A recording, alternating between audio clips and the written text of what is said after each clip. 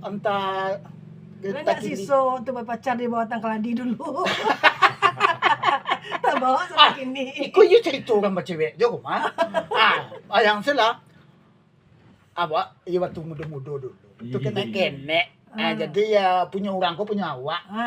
Jadi ni atiambo mencilok karambi ko mah. Ambo panjek lah batang karambi ko. Pas ambo tiba di atas batang karambi ko. Santiang macam manja. Memanjek. Jadi sabut lah. Kau kaji banyak manja kini macam. Jangan, aduh, cacah ambo keteh itu nyo. Kaji menurun. Kaji menurut. Jadi tiba ambo di atas batang karambi ko.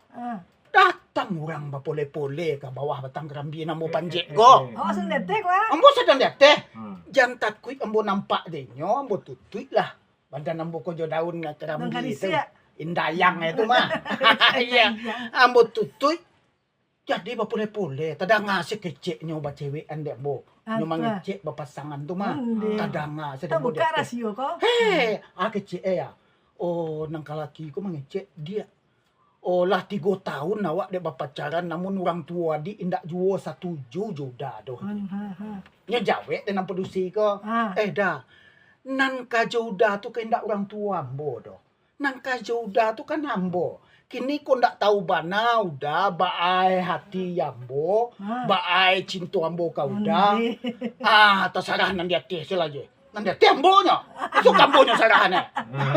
Aku tanggung jawab jiwel.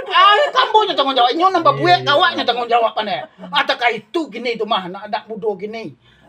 Inyo nambah buek aku urang nam tanggung jawab. Inyo nambah buek urang yang kecian manuan. Atakah itu tu mah.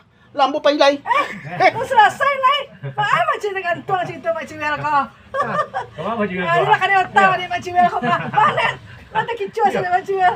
Ate kita tarang lo mah. Sekali lagi kita cari lantaran di PLN macam jiwel kacau.